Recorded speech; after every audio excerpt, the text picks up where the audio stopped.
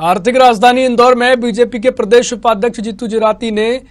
शनिवार को बीजेपी कार्यालय में प्रेस कॉन्फ्रेंस के जरिए पीएम मोदी की तारीफ की और कहा कि देश में आजादी के बाद अब तक किसी सरकार ने देश के 52% पिछड़ों के बारे में नहीं सोचा था, लेकिन प्रधानमंत्री मोदी के प्रकल्प सबका साथ सबका विकास से देश में वो संभव हुआ है जो आजाद भारत की किसी भी सरकार में नहीं हो पाया।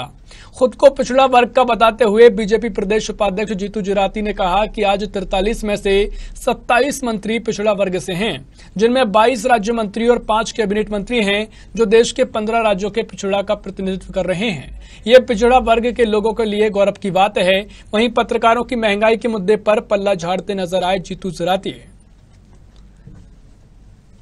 सबका साथ सबका विकास का जो स्लोगन और नारा दिया था, जो दुनिया को लगता था कि एक नारा है, अभी तो वो नारा नहीं होते हुए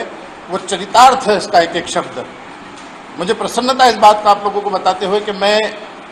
क्योंकि पूरा देश की खूबसूरती भारत की जो है वो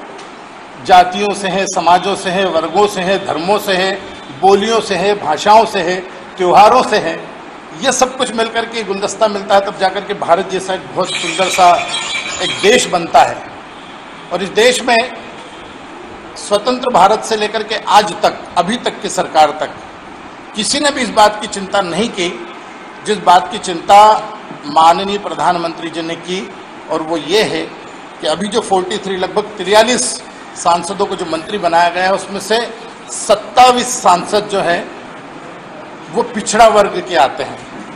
वो किसी अन्यत्र समाज से आते हैं। कोई गुर्जर है, कोई जाट है, तो सारे समाज, कोई दर्जी है, कोई लोहार है। इसका सीधा सीधा एक उदाहरण है इस बात को लेकर कि सभी वर्गों का प्रतिनिधित्व देश के अंदर होना चाहिए। तो इस बात को लेकर के ये जो माननीय प्रधानमंत्री जी ने किया है, मैं भी ओबीसी से आता हूँ, एक पिछड़े वर्ग की जाति का